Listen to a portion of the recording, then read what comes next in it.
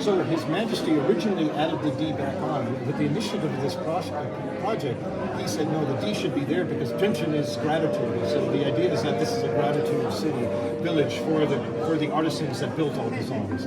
So this is what's important, and this is something that we're incorporating. It's interesting because when we have conversations with, especially locals, they say, oh no, it's Drinchengang. No, actually it's Drinchengang now. Anyway, thank you so much. Hello, my name is Richard Strikes. I'm the Deputy Executive Director of the Drinchengang Project. As you know, the Drinchengang Regenerative Village Project is an initiative of His Majesty. His Majesty is behind and supports this project very much. Drinchengang is a historic village. It is the original settlement of the artisans and the stonemasons that built the zongs in Bhutan. It's roughly about 400 years old. To this day, fast forward to today, the village residents are still descendants of those original artisans.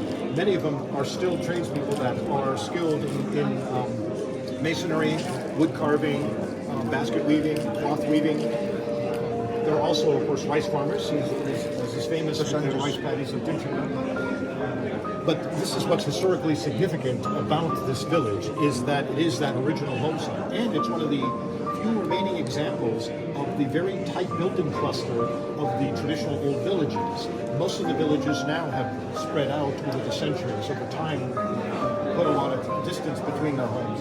Drinchengang has remained unique in that it still retains that closeness back from the original. What we're looking to do is there's going to be a relocation of the villagers from the original village itself. His Majesty visited the village, and upon seeing the conditions currently, there's 87 structures that have 116 multi-generational families living in those 87 structures. So there's a very, very tight living conditions. His Majesty was very generous in granting land and a new home for each one of the families in Drinchengang. Upon the relocation, we're going to historically restore and preserve the original historic village, turning it into somewhat of a living heritage museum. We will have a cultural heritage center that's going to be in the center of the existing village, taking one of the oldest homes in the village and turning it into this cultural center. We will also have shops and restaurants. We'll have homestay opportunities for guests to be able to come and stay in these wonderful old historic buildings. We're going to add some level of creature comforts, but not too much because we want to maintain the authenticity of the village itself from a historic standpoint. In regard to different activities, we're going to be offering demonstrations of the trades that the village is known for, the stone masonry, the wood carving, the weaving, so that guests can see and experience that. The other thing also is we're going to allow them to be able to participate if they wish to. If they want to learn more about weaving or carving or stone masonry, they can work alongside these artisans as an apprentice or something for maybe a few hours, a week, or maybe even a month. This is some of the packaging that we're looking to do.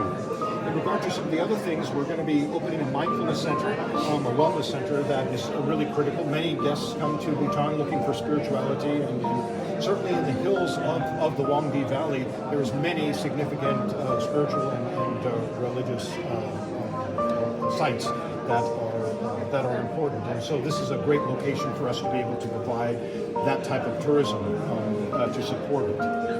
One of the other things we're looking to do is to incorporate a riverfront development area, which will have 3- and 4-star hotels, maybe a 5-star hotel, shops and restaurants and handicrafts shops, as well as also more demonstrations of these crafts. This is going to be near the bottom, right at the bottom of the river, right underneath Drinchengang, between the Huangdi Zone, right there. We're going to then have a path that connects. It's an 8.6 kilometer walking path that follows the edge of the river. It's going to be a river walk path that goes all the way connecting to the Mad Monk Trail that's right by Panaka and continues into Panaka. Just past the new bridge, we're going to have another settlement, another hub of businesses where there'll be, again, some restaurants, hotels, handicraft shops, and so forth, restaurants. And we're going to connect the two also with water taxis and sailboats that'll be able to go from along the river's edge. This is going to create a great experience because A, it's unique in Bhutan. There's no place in Bhutan where you can experience that. The other great thing about it is it's a great opportunity for the guests and even the locals to see the valley from the water itself. There's many significant historical and religious sites along the river that you can't see from the road because the road goes so far inland and then comes back. So this is a great way now for those to be seen and to be appreciated and to be experienced.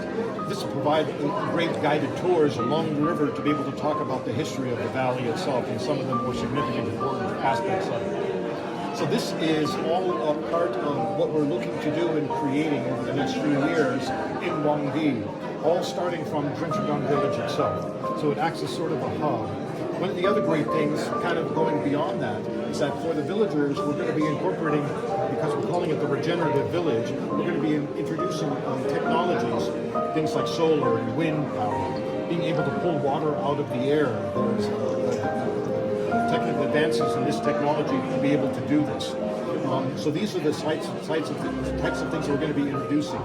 Even in the new village, with the infrastructure, we're going to be incorporating advanced utility corridor, which will also incorporate fiber optic for internet, high-speed internet.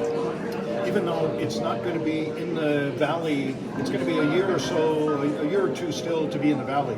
But with the infrastructure, I'm incorporating all fiber optics running into all the households already now, so that when it's ready to come into the valley, all they do is have to connect at the main hub and everything's already installed already. So these are all the many different aspects of the village that we're looking to do and build around the Drinchengang village. There is some ties to GMC in the sense that a lot of the processes that we're going to be incorporating, the different building techniques, the technology advances and so forth, we're incorporating that as sort of a test bed for GMC later on, making sure that they work, don't work, what will last, what won't last, and this is what's going to be important for GMC later on as they start developing and inputting these systems, because we've been able to test bed them. So these are all the sorts of things that we're looking to do and incorporate into the overall development project itself of Drinchengang. Thank you so much. Thank you, sir.